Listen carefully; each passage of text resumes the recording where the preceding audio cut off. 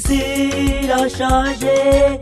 irashaje cyane, n'abayituye bose nabo barananiwe.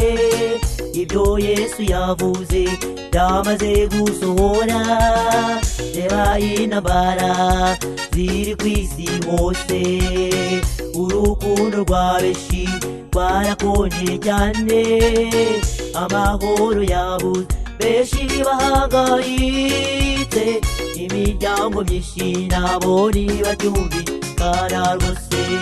Keretse Yesu gusa ni uruhura abananiwe, keretse Yesu gusa ni utarura abazimiye, kandi Yesu gusa ashobora gukiza indwara, nyamara Yesu ashobora kuzura abapfuye.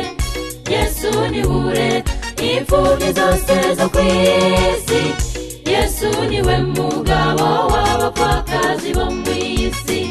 Keretse Yesu gusa ni uruhura abananiwe, keretse Yesu gusa ni utarura abazimiye, kandi Yesu gusa ashobora gukiza indwara, nyamara Yesu ashobora kuzura abapfuye.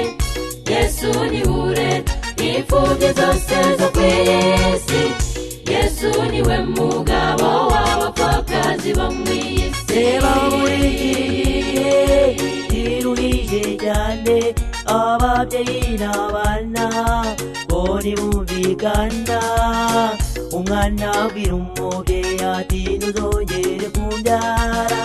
Ibyo byose byerekana ko imperuka iri hafi, umwiryane mu miryango ubu warahagurutse, abavandimwe bamwe benshi basubiranyemo.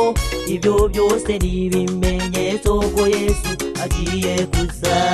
Keretse Yesu gusa ni uruhura abananiwe, keretse Yesu gusa ni utarura abazimiye, kandi Yesu gusa ashobora gukiza indwara, nyamara Yesu ashobora kuzura abapfuye.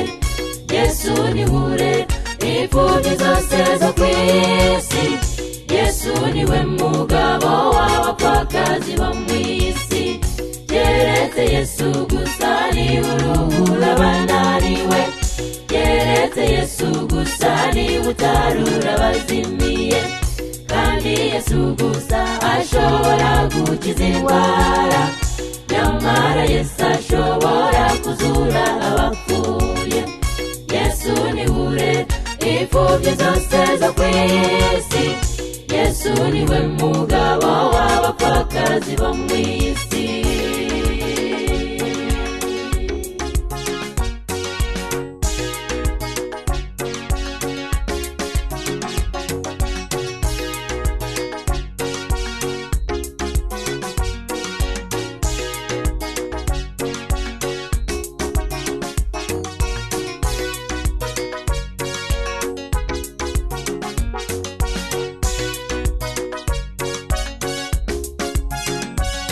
Nshuti zanjye bakundwa, muze tujye inama yo kwitegura Kristo, dore aragarutse aje kugororera abana be bamwemeye, kuko bamwiteguye bakiri hano ku isi.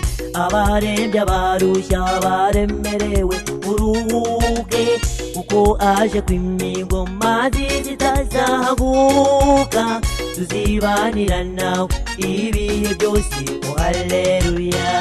Keretse Yesu gusa ni uruhura abananiwe, keretse Yesu gusa ni utarura abazimiye, kandi Yesu gusa ashobora gukiza indwara, nyamara Yesu ashobora kuzura abapfuye.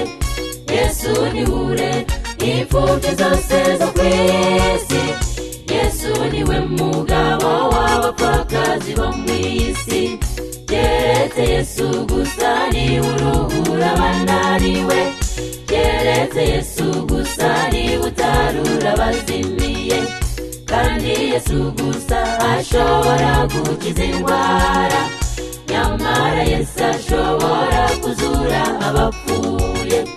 Yesu nihure imfubyi zose zo kw'isi, Yesu niwe mugabo w'abapfakazi bo mw'isi.